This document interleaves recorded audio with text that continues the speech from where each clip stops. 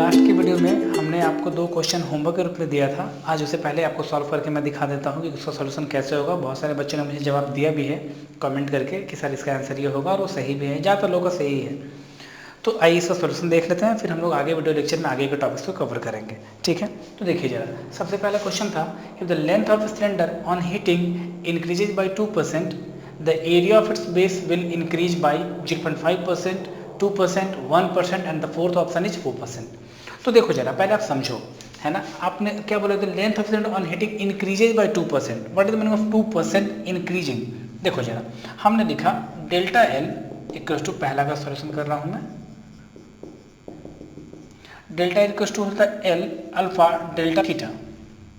ठीक, तो जरा देखो, तो यहाँ से मैं लिखूंगा delta L by L, this is the way. इसी को तो परसेंटेज निकालना बोलते हो। अरे इसी को तो बोलते हो डेल्टा एल बाई एल, इसे ही तो परसेंटेज निकालना बोलते हो। परसेंटेज ऐसे ही तो निकालते हैं। Change in length by original length into 100 that is 2%। Equal to कितना है, इक्वल टू बचेगा अल्फा इंटू डेल्टा थीटा। ठीक है, और ये कितना है आपके पास, 2% है। जरा देखो, ये जो 2% चेंज आया है लेंथ में, किस पर डिपेंड कर रहा है? और डिपेंड कर रहा है चेंज इन टेम्परेचर पे और कोफिशिएंट ऑफ लीनियर एक्सपेंशन पे। लेंथ में लीनियर एक्सपेंशन होगा। अगला बात जब बोला जा रहा है चेंज इन एरिया, तो एरियल एक्सपेंशन के लिए जो बात की जाएगी वो लिखा जाएगा ए अल्फा डेल्टा थीटा। लेकिन मुझे परसेंटेज चेंज निकालना है, तो मैं फिर से लिखूंगा delta A by A equal to होगा अल्फा इंटू डेल्टा थीटा। जरा देखो, तो इसे ही तो मुझे निकालना है, इसे ही मुझे निकालना है। बट इस बात का अच्छे से ध्यान रखें, सॉरी, यहाँ पे बीटा होना चाहिए ना, coefficient of alpha beta coefficient of areal expansion, तो यहाँ होना चाहिए बीटा। तो जरा देखो, तो इस वाले में जो change in area in percentage जो हमसे पूछा जा रहा है, वो डिपेंड कर रहा है बीटा इंटू डेल्टा थीटा पे। या याद कीजिए, डेल्टा थीटा यहाँ भी है, डेल्टा थीटा यहाँ भी है, फर्क क्या पड़ रहा है, बीटा। तो यहाँ याद करो जरा देखो, तो बीटा को हम लोग लिख सकते हैं 2 times of alpha into delta theta, और रिलेशन आपको याद होगा। ठीक है, तो जरा देखो, तो अल्फा डेल्टा थीटा का वैल्यू 2% है, तो 2 इंटू 2 तो हो जाएगा 2 इंटू 2% इक्वल टू हो जाएगा 4%, और दैट इज योर आंसर। ये कौन सा ऑप्शन है अपने पास? ये डी का ऑप्शन है। तो पहला का ऑप्शन डी है जो करेक्ट है। आसान था ना, ये क्वेश्चन आसान था। चलिए, तो 4% ऑप्शन आया। चलिए दूसरे क्वेश्चन की तरफ बढ़ जाते हैं। आ जाइए, दूसरे क्वेश्चन का सॉल्यूशन को चेक कर लेते हैं। एक बार क्वेश्चन है, उसको भी हम सॉल्व कर लेते हैं। और इसको भी सॉल्व करने से पहले एक बार क्वेश्चन को आपको बहुत डिटेल से पढ़ना चाहिए। और क्वेश्चन को डिटेल से पढ़ने के बाद कुछ खास बातें हर क्वेश्चन में होती है जो छिपी हुई होती हैं, जिसके कारण से बच्चे को सॉल्व नहीं कर पाते। आइए मैं इसको बताता हूँ। देखिए जरा, 2 rods of length L1 and L2 are made up of materials whose coefficient of linear expansions are alpha 1 and alpha 2। मान लो ये 2 रॉड है मेरे पास, ठीक है, इसका लेंथ L1 है, इसका लेंथ L2 है। तो बोला जा रहा है, मैं पहले लिख रहा हूँ change in length for first, delta L1 मतलब change in length for first equal to होगा L1 alpha 1 delta theta. Similarly for delta L2 equal to L2 alpha 2 delta theta. क्या मेरी बात क्लियर है? कोई दिक्कत नहीं, कोई कंफ्यूजन नहीं? तो इन दोनों में अब खास बात है, बोला जरा, if the difference between the length of 2 rods is independent of temperature. ये बहुत यूनिक बात है, मैंने जान के इसको अंडरलाइन करके रखा था ताकि आप इसको समझिए कि लेंथ जो है, नहीं, चेंज इन लेंथ जो है, हाँ, चेंज इन लेंथ जो है वो इंडिपेंडेंट ऑफ टेम्परेचर है। इसका मतलब ये है कि इसके लेंथ में जितने का चेंज आया होगा, इंडिविजुअल स्टार्टिंग का इसका लेंथ चाहे जो भी हो, बट इसके लेंथ में जितने का चेंज आया होगा और इसके लेंथ में जितने का चेंज आया होगा वो दोनों सेम रहा होगा। यानी कि अगर ये 2 सेंटीमीटर से बढ़ा होगा और ये भी 2 सेंटीमीटर से बढ़ा ही होना चाहिए, तब ही इन दोनों के लेंथ का चेंज, इसके लेंथ का चेंज और इसके लेंथ का चेंज टेम्परेचर से इंडिपेंडेंट होगा। बात समझ में आई? तो कोई दिक्कत नहीं, कोई कंफ्यूजन नहीं। आ जाओ, तो ये क्या था, length of change for rod 1, और ये क्या है, change of length for rod 2। तो इन दोनों का, तो आइए इन दोनों का लेंथ का चेंज हम लोग घटा लेते हैं एक दूसरे से। तो मैं लिख रहा हूं delta L2 minus delta L1 equal to L1 alpha 1 minus L2 alpha 2 into delta theta. बात समझ में आई? लेकिन मैंने क्या बोला, इसके लेंथ में चेंज उतना ही आया जितना इसके आया है। तो इन दोनों से जब इसको घटाओगे तो आंसर आएगा आपका 0। तो यानी कि इधर देखो, डेल्टा थीटा इधर आएगा तो 0 हो जाएगा। तो now L1 alpha 1 equal to L2 alpha 2। इस क्वेश्चन को एक बार फिर से सुन लीजिए। इस क्वेश्चन को सॉल्व करने में आपको हमेशा ये ध्यान रखना है कि change in length is independent. Change in length, जरा देखो, if the difference between the length of two rods is independent of temperature, तो डिफरेंस बिटवीन द लेंथ, जो लेंथ का जो डिफरेंस है वो टेम्परेचर से अगर इंडिपेंडेंट हो रहा है, इसका मतलब यह है कि दोनों में सेम अमाउंट में लेंथ का चेंज हुआ होगा, तभी ये रिलेशन एस्टेब्लिश हो सकता है। और in that case L1 by L2 equals to हो रहा है अल्फा 2 बाई अल्फा 1, और ये जो भी रिलेशन है मेरे ख्याल से B है, हाँ ये B है, और यही इसका आंसर हो जाएगा। ठीक है, स्टार्ट करना है आज पढ़ने के लिए, वो है thermal stress and strain. Thermal stress and strain एक प्रैक्टिकल यूज है इसका, काफ़ी अच्छा प्रैक्टिकल यूज है इसका।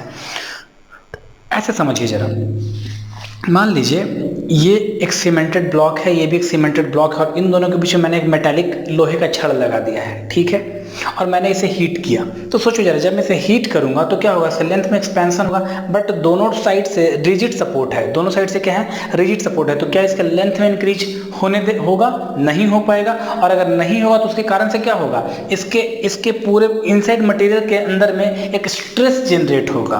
क्या होगा, एक स्ट्रेस जनरेट होगा। और चलो इसे पहले फिगराइज कर लेते हैं। देखिए क्या कह रहा हूं मैं ये कह रहा हूं कि मान लो एक रॉड है, ठीक है, इस तरह से ये एक रॉड है, और हमने क्या किया है, इसके चारों तरफ सीमेंट के ब्लॉक लगा दिए हैं, सीमेंट के ब्लॉक लगा दिए कुछ इस तरह से, देखो फाइनल ऐसे है ना, ये ऐसे है, ठीक है, ये बिल्कुल फिक्स है। अब क्या होगा कि जैसे जैसे आप क्या कर रहे हो, इसको हीट कर रहे हो, क्या कर रहे हो, इसको हीट कर रहे हो इस तरह से, ठीक है, मान लो इसे हम लोग हीट कर रहे हैं किसी भी चीज़ से, हीटिंग, इसे हीट कर रहे हैं। तो सोचो जरा, हीट के कारण से होगा क्या, हीट के कारण से अपने लेंथ में एक्सपैंड होना चाहेगा, बट चूंकि ये सारे के सारे क्या है, रिजिड सपोर्ट है, मतलब यह इसको बिल्कुल रिजिड सपोर्ट है, सीमेंट के ब्लॉक्स हैं, तो उससे होगा क्या, ये लेंथ एक्सपैंड तो करना चाहेगा बट एक्सपैंड नहीं कर पाएगा। और अगर ये अपना लेंथ एक्सपेंशन नहीं कर पाएगा, उसके कारण से इसके अंदर में एक स्ट्रेस जनरेट होगा, बट चूंकि स्ट्रेस जनरेट हो रहा है हीट करने से, that's why it is called thermal stress. और चूंकि यह स्ट्रेन को अचीव नहीं कर पा रहा, जो कि हीटिंग के कारण से ही आ रहा था, that's why it is also called a thermal strain. मतलब स्ट्रेन जो अलग अलग फिजिकल क्वांटिटी है उसको हीट देने से अगर जनरेट कर रहे हैं, तो हम लोगों ने इसे नाम को रख दिया है थर्मल स्ट्रेस और थर्मल स्ट्रेन। चूंकि यहाँ पर थर्मल स्ट्रेन के कारण से थर्मल स्ट्रेस जनरेट हो पा रहा है, इसलिए हम लोग ये बात कर रहे हैं। मेरी बात क्लियर है क्या? तो चलो उसके लिए बात कर लेते हैं हम लोग, उसके लिए एक फॉर्मूला निकाल लेते हैं। तो मुझे एक बात तो, जैसे ही ये स्ट्रेन मतलब अपने लेंथ में चेंज लाना चाहेगा, तो नहीं आने के कारण से इसके अंदर स्ट्रेस होगा। तो सोचो ये जो रिजिड ब्लॉक है, इस पे इधर की ओर, इस रॉड पे इधर की ओर फोर्स लगाएगा, बिल्कुल इधर की ओर फोर्स लगाएगा। क्या ये फील आ रहा है आपको? ये भाई आप रॉड क्या चाहेगा, रॉड इधर से रिजिड सपोर्ट की ओर सीमेंटेड ब्लॉक की ओर फोर्स लगाएगा, और सीमेंटेड ब्लॉक इस पे इधर की ओर फोर्स लगाएगा। ठीक है, चलो अब इस रॉड का ये जो पार्ट है ना, ये part this is called cross section area, और इसका जो क्रॉस सेक्शन एरिया है, ये पार्ट, ये जो क्रॉस सेक्शन एरिया है उसे मैं ए ले लेता हूँ। क्या ले लेता हूँ? ए ले लेता हूँ। ठीक है, तो चलिए आपको याद होगा stress by strain equal to होता था गामा, और गामा यहाँ पे क्या हुआ करता था? यंग मॉडुलस हुआ करता था। गामा क्या हुआ करता था? यंग मॉडुलस हुआ करता था। ये आप अच्छे से जानते हो। तो ये यंग मॉडुलस हुआ करता था, कोई टेंशन नहीं है, हम ये बात जानते हैं हम। ठीक है, बहुत बढ़िया। तो यंग मॉडुलस हुआ करता था। तो मुझे बताओ, तो क्या मैं यहाँ से स्ट्रेस इक्वल टू लिख सकता हूँ? जरा बताना, क्या मैं स्ट्रेस इक्वल टू लिख सकता हूँ gamma times strain? Yes sir, लिख सकते हैं। अच्छा एक बात बताओ, स्ट्रेन इक्वल टू क्या होता था बेटा? स्ट्रेन इक्वल टू होता था change in length delta L by original length. Change in length by original length, सही है क्या? कोई दिक्कत नहीं। अच्छा याद करो, चेंज इन लेंथ का थर्मल लीनियर एक्सपेंशन में क्या फॉर्मूला हुआ करता था? उसका फॉर्मूला हुआ करता था L alpha delta theta. Delta L का फॉर्मूला ये हुआ करता था, और एल क्या होता है? एल से एल कट गया और हो गया अल्फा इंटू डेल्टा थीटा, यानी कि स्ट्रेन इक्वल टू हो गया alpha coefficient of linear expansion times change in temperature. ठीक है, दिस इज कॉल्ड स्ट्रेन। और ये स्ट्रेन किसके कारण से जनरेट हुआ? हीट के कारण से, that's what is called thermal strain. Clear है बात? आ जाओ अब ये थर्मल स्ट्रेन हो गया। अब जब देखो तो इस फॉर्मूले से आ जाइए। तो इस फॉर्मूले से हम लोग क्या लिखेंगे? Stress equal to gamma times strain. What is gamma times strain? Alpha delta T. हाँ या ना? कोई दिक्कत नहीं है। ये तो हमने स्ट्रेस निकाल लिया, थर्मल स्ट्रेस निकाल लिया, बट हम लोग यह चाह रहे हैं, ये एफ निकालने की बात हो रही है कि ये जो रिजिड ब्लॉक है यह उस रॉड पर, मेटालिक रॉड पर कितना फोर्स जनरेट करेगा। तो हम लोग जानते हैं बहुत अच्छी तरीके से, we all know that very well, stress equals to होता है force by area. Now this implies force equals to हो जाएगा स्ट्रेस इनटू एरिया। स्ट्रेस बड़ा तो stress gamma alpha delta theta. यहाँ फिर से मैं बोल रहा हूँ, मैं इसको गामा बोल रहा हूँ, ये ध्यान रहे कि gamma coefficient of areal alpha beta gamma volumetric expansion नहीं है। यहाँ पे गामा या गामा ना कह करके आप वाई कह लो, ताकि आप कंफ्यूजन में ना रहो, मैं भी वाई कह देता हूँ। This is called, this is Y, this is Y, and जहाँ जहाँ भी है सब जगह वाई। तो वाई यहाँ पे क्या यंग्स मॉडुलस है, ठीक है। तो आइए, तो वाई टाइम्स, चला देखो तो F equals to stress into area. Stress की value Y alpha delta theta, Y alpha delta theta into area, this is F. और ये फोर्स कई बार कैलकुलेट करने के लिए आ जाता है, और जो कि ये फोर्स जनरेट होता है थर्मल स्ट्रेस के कारण से। क्या मेरी बात क्लियर है? तो आइए इस पर एक न्यूमेरिकल कर लेते हैं। फाइनल फॉर्मूला हमारे पास है F force equals to Y Young modulus alpha coefficient of linear expansion change in temperature and cross section area of the rod. ये आपका फाइनल फॉर्मूला है, ठीक है। तो इस पर हम लोग एक न्यूमेरिकल अभी करेंगे। थर्मल स्ट्रेस एंड स्ट्रेन पर जो हम लोग का क्वेश्चन है वो मैंने यहाँ पे लिख दिया है। आइए इसको, इस क्वेश्चन को कर लेते हैं ताकि उस फंडे को हम लोग अच्छी तरह समझ लें।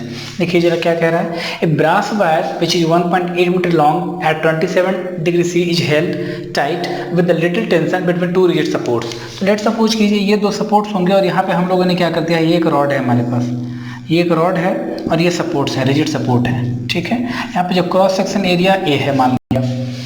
If the wire is cool to a temperature of -39 degree C, तो पहले टेम्परेचर कितना था, टी इनिशियल था 27 डिग्री सी, और टी फाइनल जो है वो हो गया -39 डिग्री सी, ठीक है। तो एक बार, what is the tension develop in the wire if the diameter is 2 mm। तो टेंशन आपसे पूछा जा रहा है, कॉमन सेंस लगाओ। जैसे ही आप लेंथ ज़्यादा, जब टेम्परेचर ज़्यादा था तो एक पार्टिकुलर लेंथ पे रहा होगा, लेकिन जब टेम्परेचर कम होगा तो क्या होगा, ये अपने लेंथ को कम करने लगेगा, और जब ये अपने लेंथ को कम करने लगेगा तो उसके कारण से क्या होगा, ये इधर की ओर और इधर की ओर एक खिंचाव लेके आएगा, ठीक है। उसी टेंशन की वैल्यू हमें फाइंड आउट करनी है।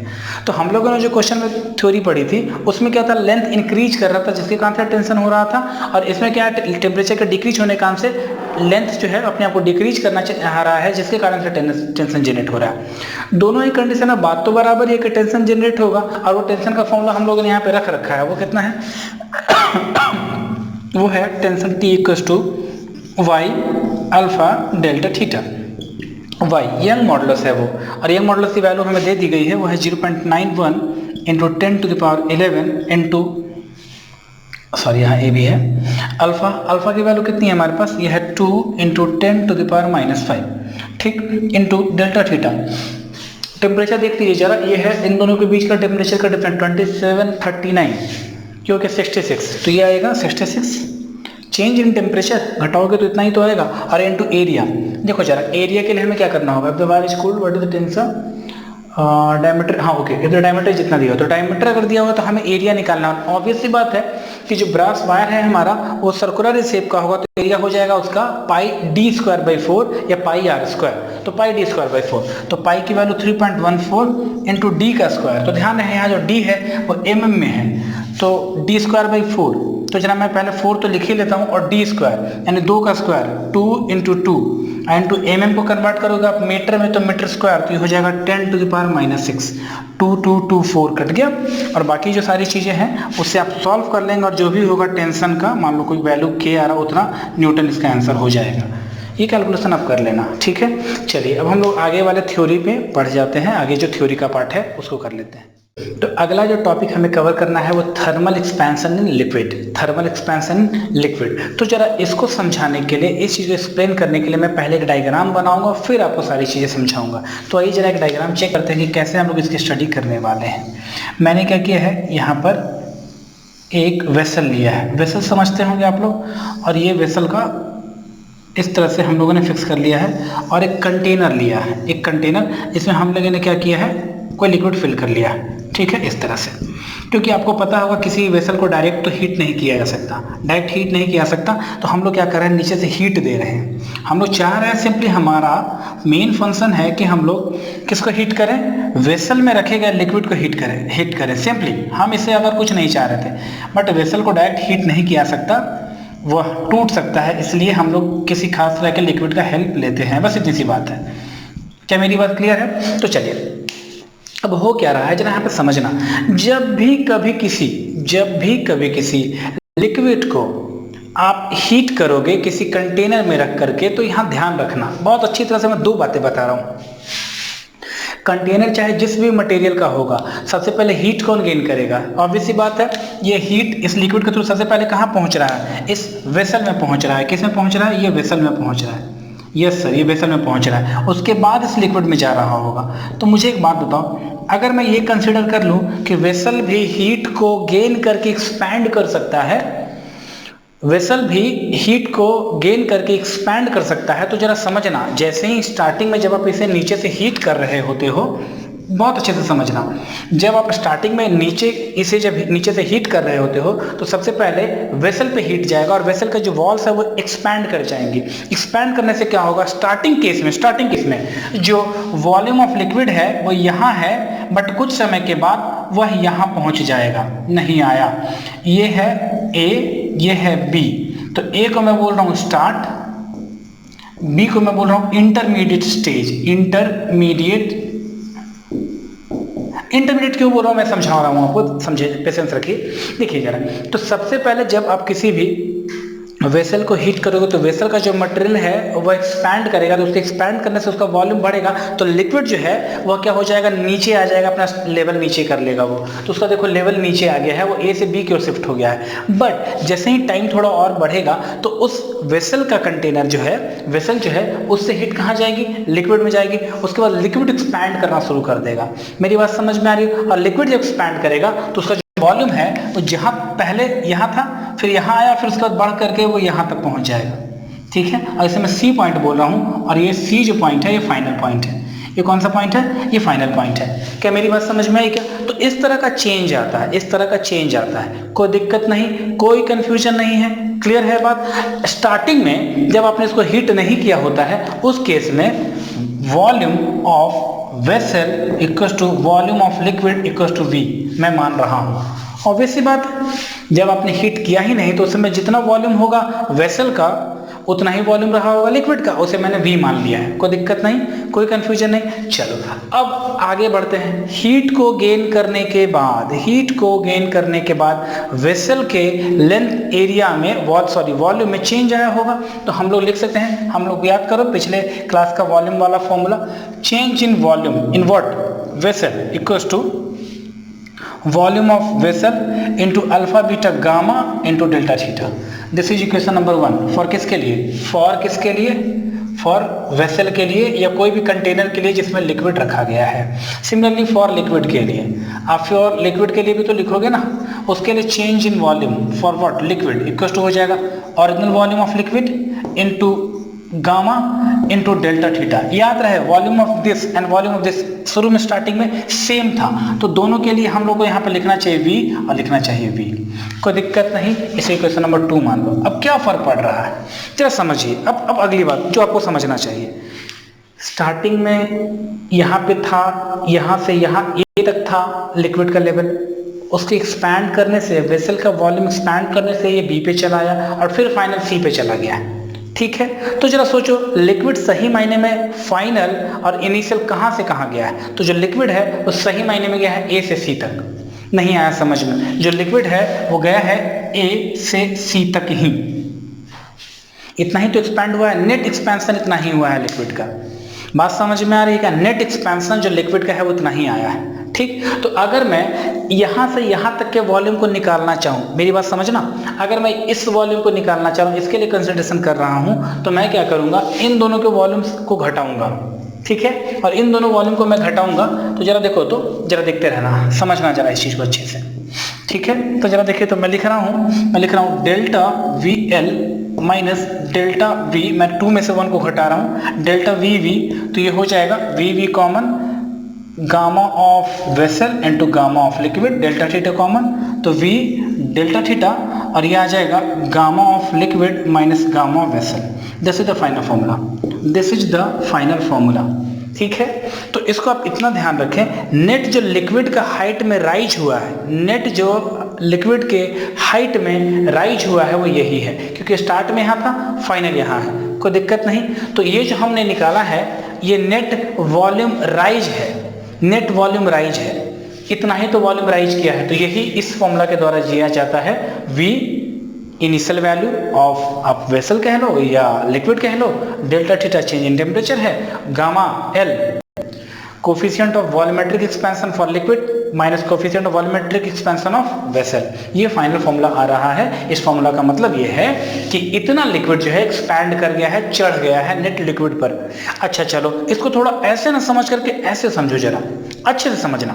मान लो बिल्कुल हम लोगों ने एक कंटेनर लिया होता और बिल्कुल यहाँ तक बिल्कुल वाटर को टिप इसके टॉप लेवल तक फिल कर दिया होता, फिर हमने इसे नीचे से हीट किया हुआ होता एक खास पार्टिकुलर टेम्परेचर तक, तो इससे कितना लिक्विड बाहर निकल के आएगा, इससे कितना हीट करने के बाद तो निश्चित से निकल के आएगा, वो कितना निकल के आएगा, this is the value which is given by this equation through left side. इस लेफ्ट साइड से वही वैल्यू निकल के आता है कि जितना उससे बाहर एक्सपेल्स आउट हो जाएगा।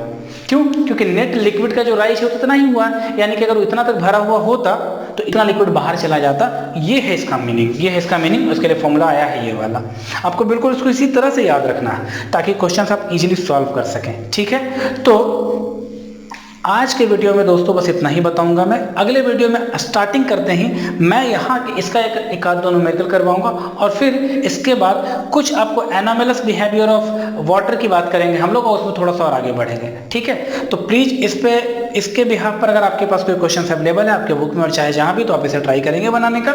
ठीक है, मैं अगले वीडियो में इसको क्वेश्चन जरूर करवाऊंगा। चलिए इस वीडियो में इतना ही, अगले वीडियो में हम लोग कंटिन्यू करेंगे आगे की पढ़ाई को।